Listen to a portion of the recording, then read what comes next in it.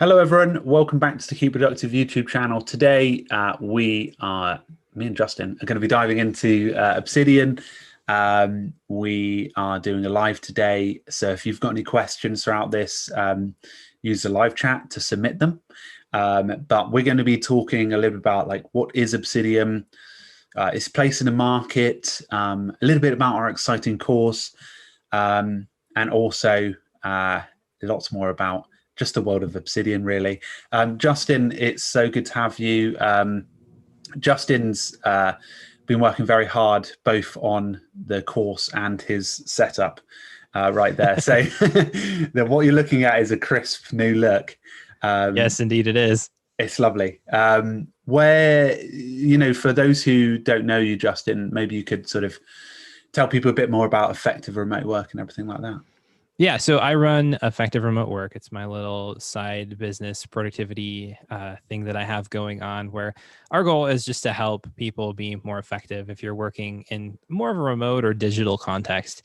I started off, covering largely just productivity in general, but started digging into Obsidian and note taking and those kind of workflows over on my YouTube channel, which is just Effective Remote Work here on YouTube.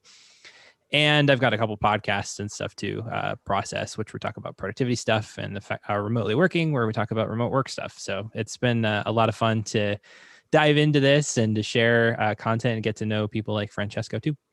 Yeah, I mean, I can't remember how long we've been digital friends for. A little bit of time, haven't it? Yeah, a couple of years, I think. Yeah. So, yeah.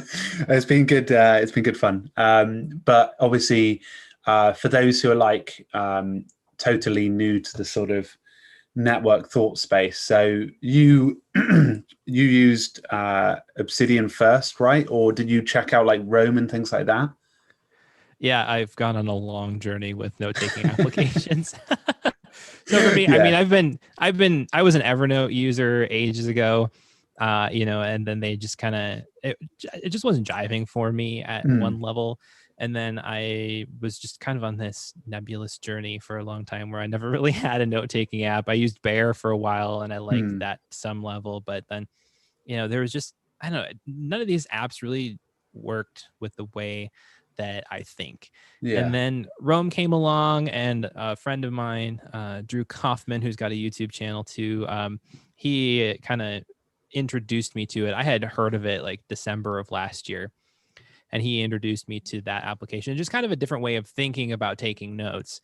And he, in conversations with him, I just kind of was like, this is really interesting. But then I discovered Obsidian, and I'm a big fan of local storage applications or things that I have a little bit more control over. I mean, I use Notion a little bit. I've used services like Dropbox and stuff like that. But I definitely love, especially when I have more personal thoughts that I'm going to be thinking through. It's not necessarily something I want leaked all over the internet necessarily. I like being able to have a little bit of control over that. And so Obsidian having similar features, being able to build a knowledge graph, link to files very easily, and just more the flexible nature of its interface too. It's kind of what drew me over to it eventually, and I've been using it since, and I absolutely love it. Yeah, I think like what you said there with the privacy side of stuff. I was chatting with Brian, who's actually here in the chat with us today. He was mentioning about the privacy, and I think for if you look at apps like Day One and things like that, for me, that negative, when you're uploading it, that's going to be sort of synced with the web service.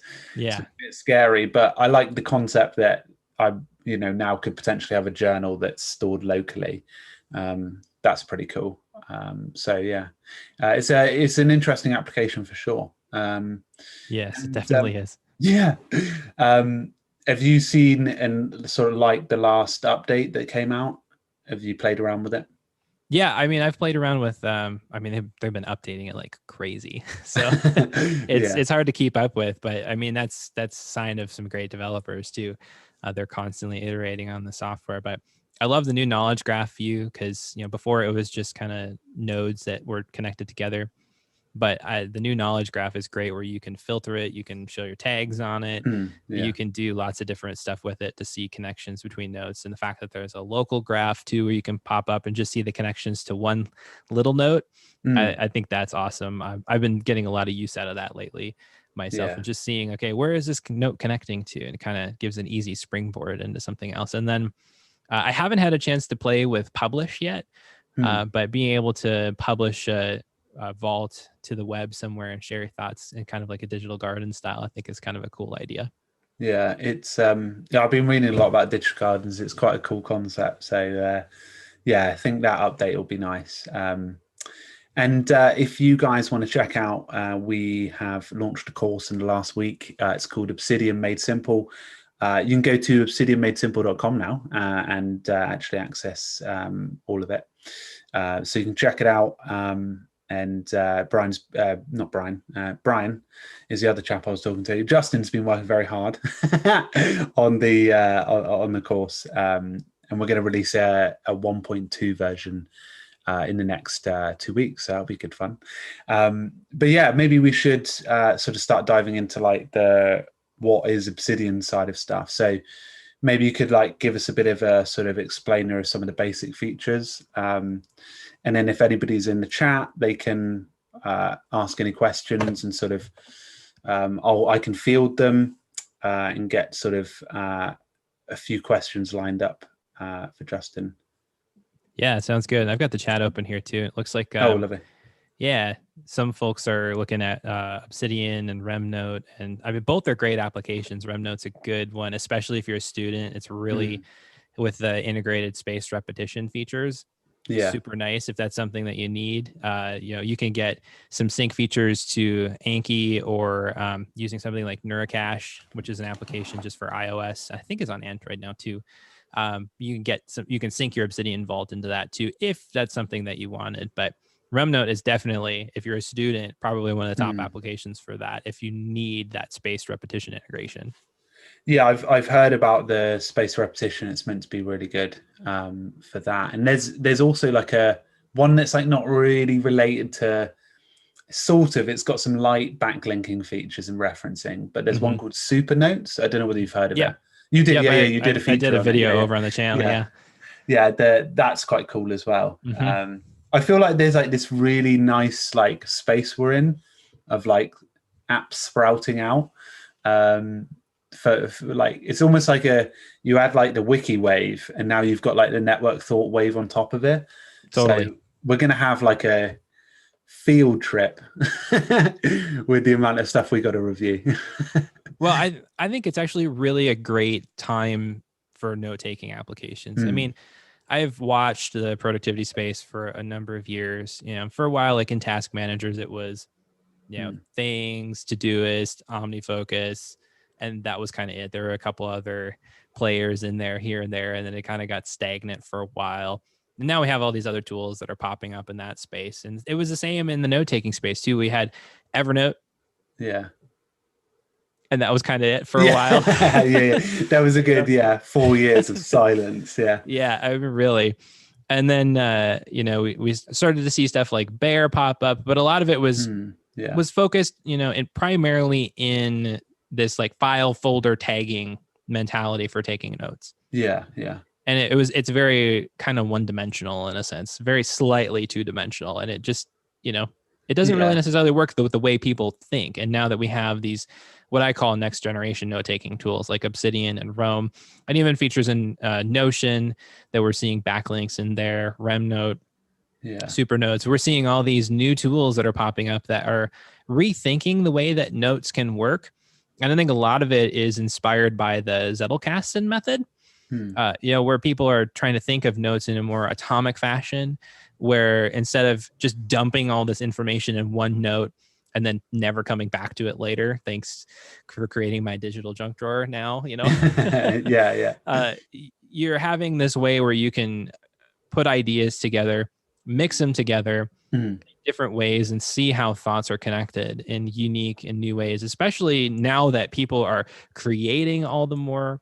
I mean, YouTube's huge, podcasts are huge. Having something like a connected note-taking tool I really think helps people build better content, because you have all of your stuff in one place. You can see how it fits together. You might be able to draw connections between ideas that you wouldn't necessarily think were connected to otherwise. And I think it's super fun. Yeah, definitely. Yeah, I'm only just getting into this. Like, I've been stuck in the wiki sort of phase for a while, but I think that what's nice is potentially the wiki and the network fault tools can work together. I've seen like August Bradley he's actively using Notion and Roam together. So that's quite interesting that people are actually like, all right, I can use this other one for like bringing my brain together, but other one for like, it's almost like static versus fluid. Yeah, it is strange, but cool. The way that I tend to think about it, and I'm getting really high level here and not super into the Obsidian side of things, is that there are structured and unstructured workspaces. And a structured workspace is something that has hierarchy. It has kind of a more rigid flow to it. And as a result, it's really good for information that needs structure. I think Evernote is a great semi-structured workspace because of the structure that it has just inherently by nature. But then you have unstructured workspaces like Obsidian, Roam, or even a paper notebook. And I think those are great for thought. They're good for creativity because you can kind of remix your ideas a little bit. It's more freeform. There's no structure that's defined for you there. You just get your stuff in. And especially with the linking and stuff that happens in Obsidian, it makes it super, super easy to kind of just get in and get going and not lose stuff. Because that knowledge graph can really help you see like where things are at. Whereas before, if you would just shove something in a drawer or in a folder, like it would just be, it's difficult to surface it again. Yeah, that's it. Yeah. It's I'm definitely seeing that for sure. Right. Shall we start diving into some of the favorite features? Yeah, let's do that. And then people can sort of like ask any questions about the specifics.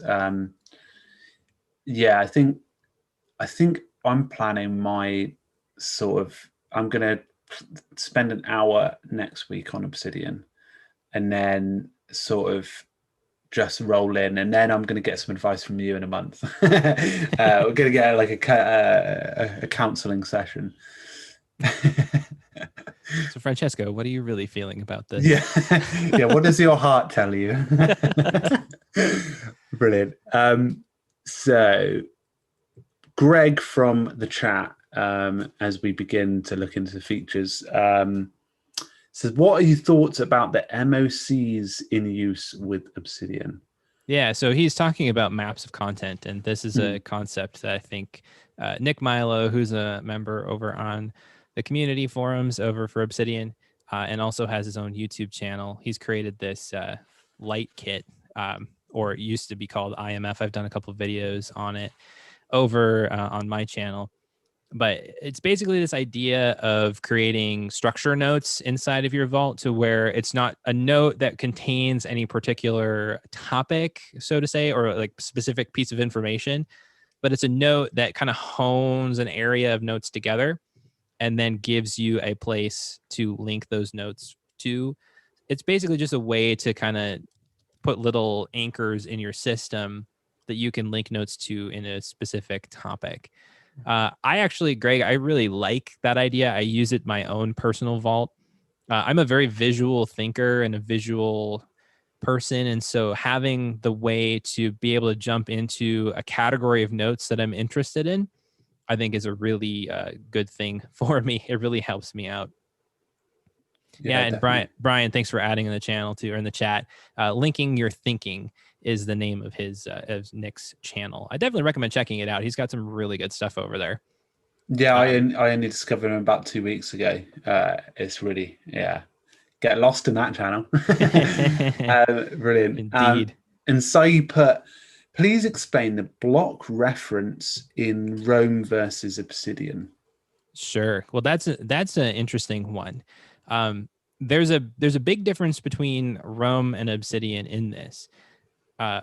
Obsidian doesn't actually have block references, and that's because Obsidian is not built on a database. So when you use Roam, every single bullet point you have in there is a line in a database or something like that. it exists, and therefore it has its own unique identifier. And the way that they can do it in their application is that they can make that stand out and linkable anywhere else in the app. And so as a result, you can have individual bullets that can link to individual bullets, and and not necessarily be on pages and such. When it comes to Obsidian, though, it's all built on files and folders, or basically text files on your system. It's not a database, and so the smallest atomic unit in Obsidian is that text file. You can link to headings. You can embed notes into each other. And I just saw in the Insider channel today on Obsidian's Discord that they're working on some improvements to the embedding feature, where you can embed a specific heading in a note, which is pretty cool. So it gets a little bit more atomic coming in the future for that embedding. But it's really just a limitation of the structure of the applications. One's a database, and therefore you can link more granularly over there, and one's using files on your file system. I personally don't really care either way. I mean, it's powerful in Rome the way that they're approaching it. It's powerful in Obsidian the way they're approaching it. The way I like to think of things is embrace the constraints of the software that you're choosing to use. The grass is always greener on the other side is one way I like to think about it. But the constraint in Obsidian is that you have files, and that's your constraint. The constraint in Obsidian is that you have bullets, and whatever you're choosing to use, just try to embrace that constraint and figure out how to use it together that makes sense for you. Yeah, definitely. It's definitely, there's some like things that some do and things that others don't. And we've got a question from Random Noises. Do you really need maps of content if Obsidian has a backlinks panel? I honestly think that's just up to you. I use maps of content because it's an easy way for me to group ideas together. The backlinks is really great to see how individual notes are connected together, but the maps of content just help me organize my thoughts. It kind of gives me trails of thought. I'll get my own vault open here real quick, and I'll try to show an example of this. Getting some deep level questions in, aren't we? Hey, it's great though, because there's a lot of things that you can do in Obsidian, and you can keep it super simple. You can go extremely deep with it because that is how flexible it is. It reminds me of a software like OmniFocus. OmniFocus is a really powerful task manager on the Mac and iOS, but you can keep it really simple in there too. It's just there's lots of tools under the hood that give you lots of flexibility for how you are using the software. Let me share my screen on the stream here quick, and I'll show you how a map of content looks for me. Boom. All right. So this is an index note that I have here. It's just an easy way for me to jump into different areas of my life. So I've got spirituality, productivity, family life, software development, business, my project workspace. Some of this I haven't built out fully yet. But if I jump into productivity here, you can see that I have an easy place where I can dump productivity books that I've read. I've only gotten a couple in here so far. Some maps of content that I have, productivity systems. I've been working on this one a little bit, and I forgot to sync my notes before I jumped on this computer, so I don't have all the new stuff that I've been working on. But, so I've got just different ways that I'm able to organize my notes. And because I'm a visual person, this is a really easy way for me to jump in and see notes. But for example, if I open up Backlinks pane over here, you can easily see that I've got links to this map of content and this more index node, I guess, here. If I go to focus, let's see here.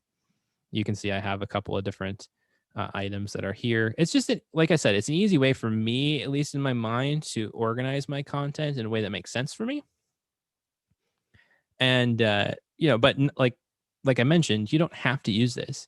If just having some evergreen notes in there that are linked together works well for you, or if you'd rather just use backlinks or tags or folders, Obsidian has the capability to do that for you. Really like that. And we had just Emerson mentioning, he said, interesting, I downloaded Obsidian 2 days ago, and I also have been adding that index page you were talking about. So It looks like, yeah, I think that, like, I think I might start with something like that. It sounds like a good, like, sort of like homepage to get Yeah, you started. you can kind of think of it like you would in Notion. You have Mm, pages, if you take that approach. yeah. LKJ8, I did forget to sync, but that's because I'm using Git to sync my notes right now. And I was having some issues with my syncing scripts that are running in the background. And so therefore it didn't actually sync. If you just plop your Obsidian vaults in Dropbox or iCloud Drive, Google Drive, it'll sync automatically for you. You don't have to think about it then. This is Yeah. just this unique circumstance to me because my system's broken right now and I'm working on fixing it. So That's the don't way to worry do about it. that. Saeed put, what are the benefits of blocks? Does that make Obsidian inferior to Rome? Well, I think that sort of points you back to the block reference question, really, doesn't it? Yeah, I think so. Honestly, that's an interesting question. So the benefits of blocks, well, I mean, if you have an individual like sentence that you want to link somewhere, you can do that. If you have, a granular, simple idea, I don't honestly like it. It's Mm, just it's different. It's just a modality of thought in the software. yeah. Um, I don't think it necessarily makes Obsidian inferior to Roam Research. They're two different kinds of applications. The Roam founder has very large ideas of what Roam can be from a value perspective. And that's very different from Obsidian, which is a tool for linking your thoughts together. Yeah. They have similar use cases, they have similar concepts, but I think some of the vision and drive behind the softwares are a little bit different.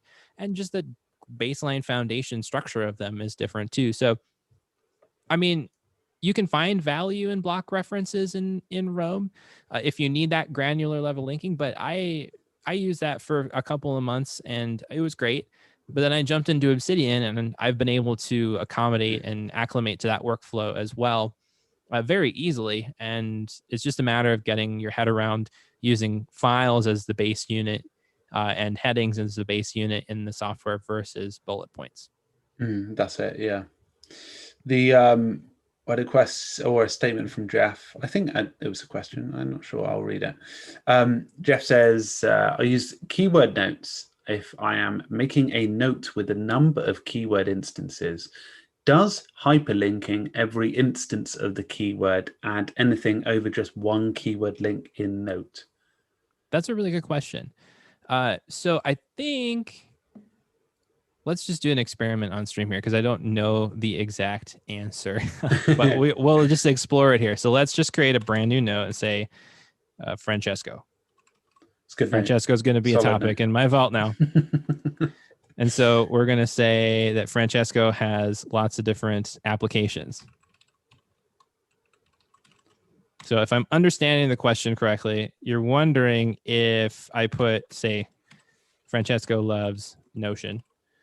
And then he also uses Todoist, which is how I, fun fact, first heard about Francesco was from his Todoist videos ages ago because I was using Todoist at the time. So that's kind of fun. But then also he loves Notion. And then he also uses Evernote. Okay, so we've had Notion in here a couple of times. This is just obviously junk data. But if we go back to the Francesco page, that probably didn't make much sense to do that actually. But see, because I've used Notion in my system a number of times. So okay, so if we're looking here, like say you've linked Francesco, you've seen Notion 2 times. You just see Notion 2 times in the backlinks under that. So it's not necessarily going to add or remove extra data. It just will show up a couple times in backlinks. You're not going to get multiple links on the graph view necessarily because you have 2 links between that note there. It's just, if it works better for you to have a couple of different links in that file, then great. If it doesn't, then don't worry about it. It's probably not going to add too much extra stuff. Yeah. That's something that is not it. I found recently that it is completely off topic with Notion, is that like if you mention backlinks, say for example, if I was like at mention inbox, sometimes even like if I mentioned it inside of tasks, because they've got no filtering abilities or like clearing, you literally like, if I hide that task away or archive it, that task is always linked to that thing. And I'm like, I Sure. don't necessarily want that backlink related to it all the time. So yeah, that's a neat way they've done that. Because it make it less stressful. So Yeah. yeah, And sorry. I will say, like, one of the advantages at this point in time that Roam has over a software like Obsidian is the ability to filter these backlinks down pretty heavily. I mean, you can collapse these and look at them and see the individual links here, but in Roam you can filter by lots of different attributes and stuff, and that's Yeah, just not in Obsidian right now. So if that's something super important to you, maybe that's not something. Maybe Obsidian's not the best software for that, but if having these linked mentions like this yeah, are beneficial to you as they are, then Obsidian is awesome. So yeah. That's it. IKJA also mentioned that sync thing is good for syncing peer to peer, but didn't you introduced me to Resilio the other week, right? oh yeah, that's a conversation. Yeah, that's never heard of it until then. But Yeah. So sync thing is cool. I like it between desktops. The trouble for me with sync thing is that it doesn't have an iOS client. And so as a got you. result, it's difficult for me to be able to use that to access data that I need to on my mobile devices. I use my iPad and my phone a lot, at least for capturing information into Obsidian. Yeah. And that's why I moved my vault into Git. I did a video in the course about Resilio, and Resilio is cool. It's a peer-to-peer sync software similar to SyncThing, but I think it is kind of a rebranded version of the BitTorrent sync protocol. So it's based off of BitTorrent. It worked really well for me, except that I had an issue on my two iOS devices that they didn't connect up. And as soon as I connected them up on my application, this was in a different app. It wasn't with Obsidian. It was using a mind node, mind map. It completely overwrote the changes that I had made on Oh Roam. God, yeah. And so it was kind of a painful thing. Painful So day. unfortunately, I just bit the bullet and bought Dropbox Yeah. because I'm using on my desk back over here, wherever. Yeah, I've got a Linux machine that I'm using primarily for my work, and then I've got a Mac laptop that I'm broadcasting off of right now. Yeah. But it's I've got I used to use iCloud Drive, and as a result of not being fully on the Apple ecosystem, I need something else. And so I was searching for something, tried SyncThing, tried Resilio.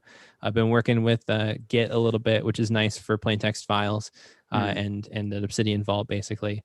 But then I also have had other stuff that I need to to sync as well, personal files and things like that. Dropbox is nice now because they have an encrypted vault, so I can put sensitive stuff in an encrypted vault, and then I don't have to worry about it.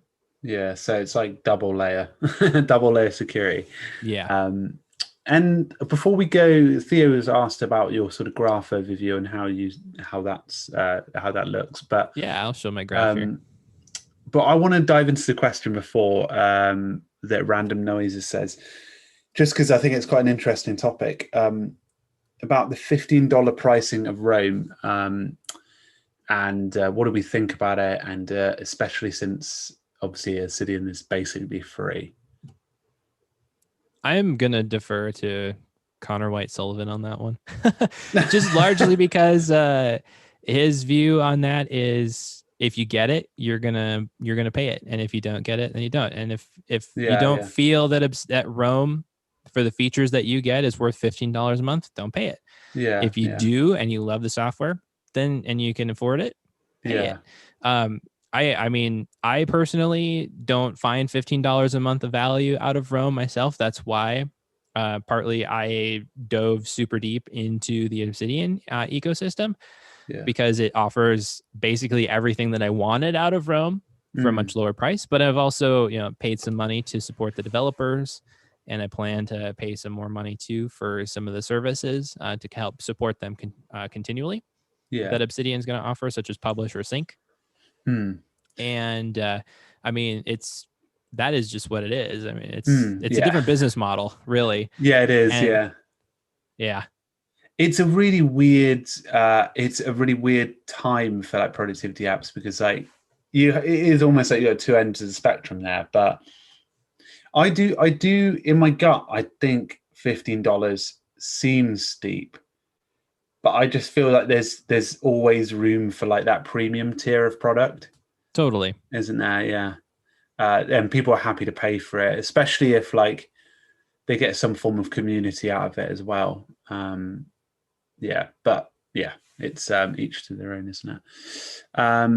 Sorry, Theo Hall wanted to see the graph view, which you were teeing up perfectly. Yes, I've got this here. This is how my graph view in my vault looks like, my personal vault. I've got lots of different notes here. These major ones are more just kind of anchor notes that I have for different things that I take a look at in my life. I've got different things. Productivity topic here, you can see that I'll dig into this. This is just a blank note, but if I open up the local graph, you can see different topics that I have connected or different notes. Some of them are scripts from podcasts that I've done solo. Some of them are articles or books that I have read, videos that I've watched. By the way, if you haven't looked at it yet, definitely check out CGP Gray's Spaceship U video on YouTube. It's a really great like primer on how to be productive in a remote context, because I've definitely taken a lot of those tips. So anyway, completely unrelated to this, and it just sparked my thoughts here by seeing it here on the graph. Yeah. I'll find it and put it in the chat for people.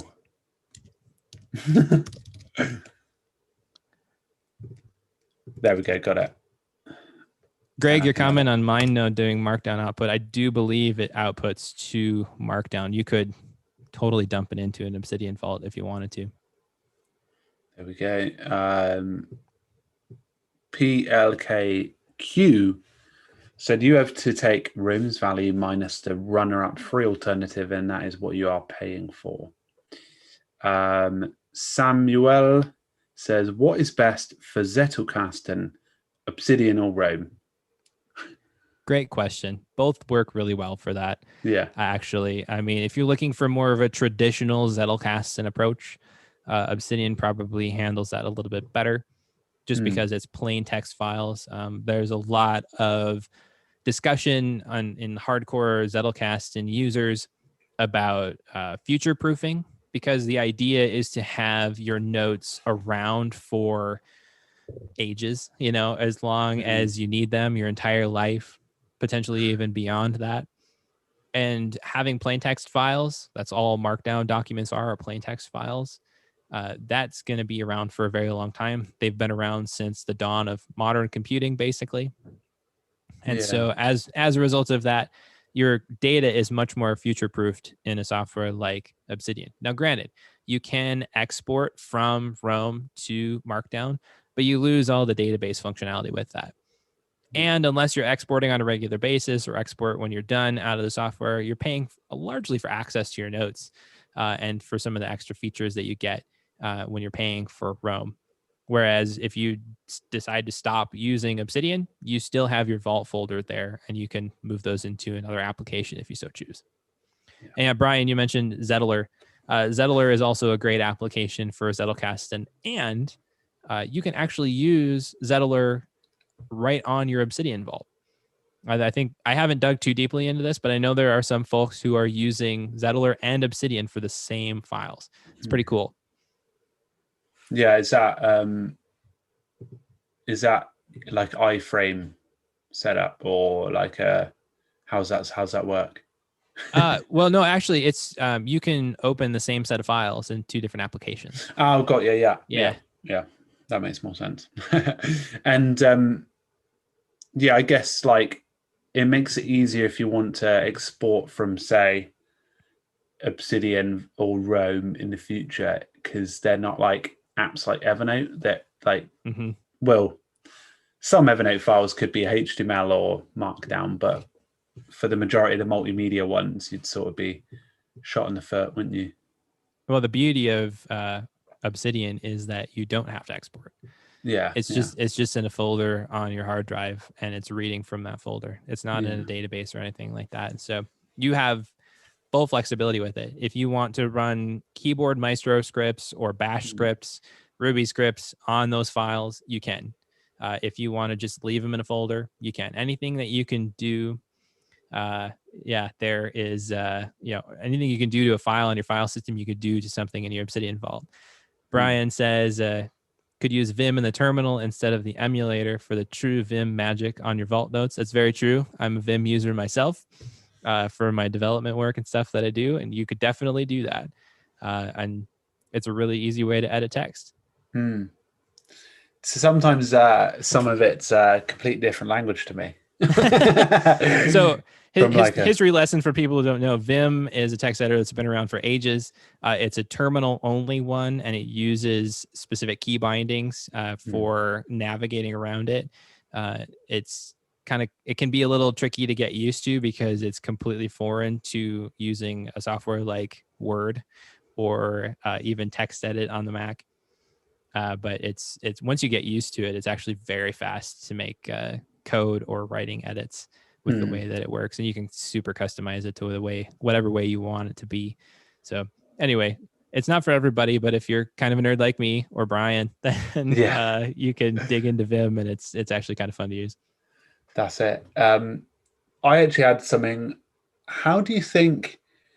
Because obviously Obsidian is run by the same folks who did Dynalist. Oh, you're still there. I don't know why Zoom made you disappear then. It's because you can't do that. That's why. Yeah, my bad. The Obsidian's made by the same people who did Dynalist, right? So yeah. Do you think they'll just merge, or just bring everyone from Dynalist over to Obsidian? I don't think they will. I think they've said that they're interested in keeping them separate because their visions of the software are different. I can't comment too much deeper on that, but I think other people have been asking that question, and they've been like, yeah, no. Yeah. I guess it wouldn't really, because one's more workflowy and one's more network thought. So yeah, really interesting. Having integration between the two would be kind of nice, though. Easier integration to be able to pop, notes between Obsidian and Dynalist to be able to work on them. That would be kind of cool. Yeah. Oh, yeah, definitely. I think they would be able to easily do that. Somebody at Frank also asked more about the future side of stuff. Is block referencing coming to Obsidian? I don't think they've made any announcement about it, have they? They haven't said anything. No, and I think it goes back to the fact that they would have to do some fancy stuff to do that with markdown files. I do know, I mentioned this earlier on the stream if you didn't catch it. I just saw this morning in the chat, the Obsidian Discord and the Insider channel, that they're making some improvements to embedding. So you can embed a note in another note. And the way that they're looking at doing that is to be able to embed a note as specific heading. So you're not just embedding the entire note, you're just embedding a specific part of it. So it's kind of the same, but it's not exactly the same. It's a little bit different. I wouldn't expect block references to come to Obsidian just because of the fact that it's built on files and not a database. Yeah. Do you think, from Kamal, do you think Obsidian will come with single magic key like / in Rome and Notion to give a menu of wide options? That seems to be missing. Well, I guess that depends on how you're intending to use it. You already have, if you're on Mac, Command O to open files, or Command or Control if you're on Windows or Linux, and then Command P for your command palette. I'll share my screen again and show what that looks like if you haven't seen that before. But basically, Command O allows you to search for different files, ultimately starts with the most recent ones that you've accessed, and then you can open those up. Command P gives you lots of different commands that you can run inside of your Obsidian vault. So, I mean, if you're looking at acting on notes, that's already there, just in a different function. If you're looking at doing other things, I guess I'm not exactly sure what it would be at this point. I mean, if you're looking at headings and stuff like that, it's just Markdown, and that's I think where it's going to be interesting. So if you're looking, you do a heading here. You have your productivity heading, heading 1, heading 2, heading 3, bullet lists. It's just as fast in a lot of regards to type the formatting using block or using Markdown. So yeah, I'm not exactly sure what that would look like in Obsidian if they add it. Brian mentions though that the /block input was just put into RStudio, which is another Electron app. So it's possible with Obsidian. Yeah, I definitely say it would be possible. It's just a matter of determining what it would be used for. I can't say for sure, what that would be used for on my end, just because I Command P and then just typing in Markdown has been plenty fine for me. Because then too, if you just do wiki linking like this, you can get access to all your notes and you can type and search, and so on and so forth. Oh yeah, decent. I'm learning a lot today. What Michael says, what is recommended way to start using Obsidian? We'll make this our final few sort of questions. So if there's any burning ones for folks, pop them there. Oh wait, the question has disappeared. It's been retracted. So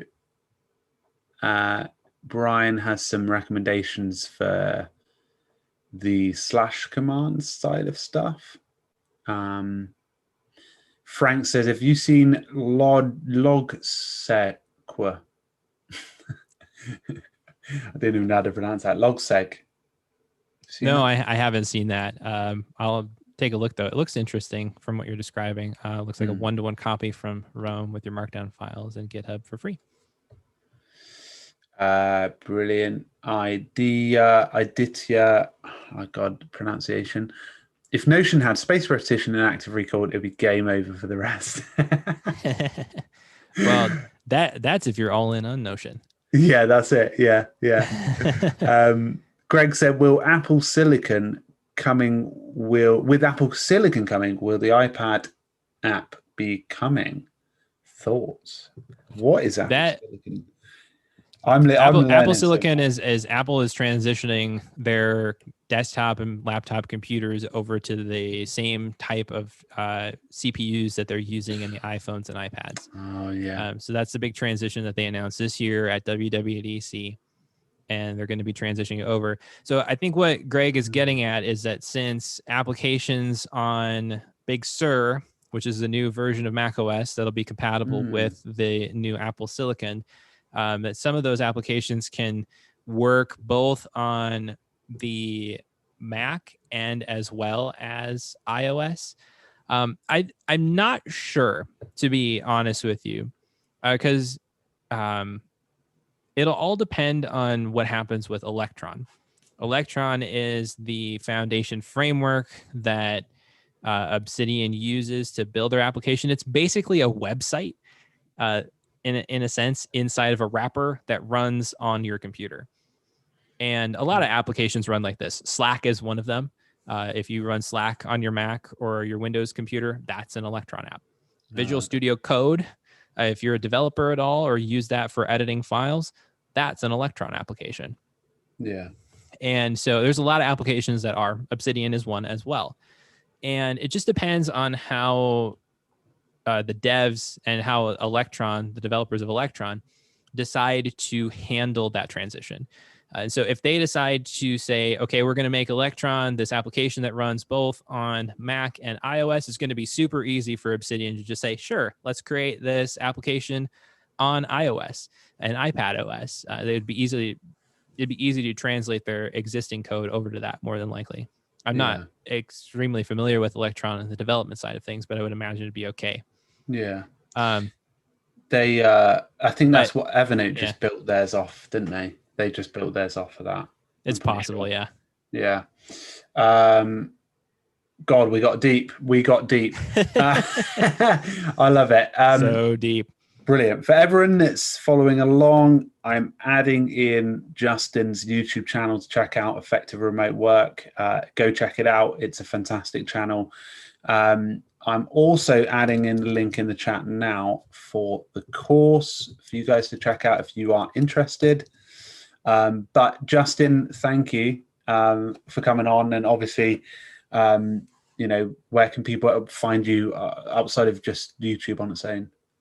Well, I got off Twitter. Oh, you did?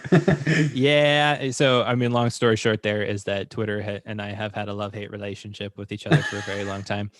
I didn't notice that. So I decided to jump off just for my own sanity in this season. Yeah. And so I'm not really there. You can hit me up at you can always say hello at effectiveremotework.com. That's my email for the business. And then you can always, if you're interested in keeping up with what we're doing over at Effective Remote Work, including hearing about this course and other stuff that we're doing, as well as our podcasts, you can go to effectiveremotework.com/newsletter. And that will take you to our newsletter sign up page. If you're interested too, we also have a free guide on weekly reviews at weeklyreviewchecklist.net. That'll get you on the email newsletter as well if you want. Lovely, jubbly. Brilliant. There was a final question about privacy policies for note-taking apps. That's a video coming to Keep Productive. So yes, that'll be a fun video. Long story short, yeah, that is complicated. Yeah, it is, because there's lots. Legal is a challenging thing. It can mean one thing one way, one thing another way, and you've got to carefully read those. The great thing about Obsidian is your files aren't going anywhere unless you are putting them somewhere else. And so they're staying local on your computer unless you're syncing them with Dropbox, with Git, with another solution. And that's how it goes. That's it. Yeah. Yeah. That'll, brutality of privacy. Mm-hmm. Right. Thank you guys for all tuning in. Make sure to check out the course, Justin's channel, and everything about Obsidian. So we'll be back in probably a couple of weeks, won't we? As I sort of delve into Obsidian, maybe we'll do the counseling session is coming soon.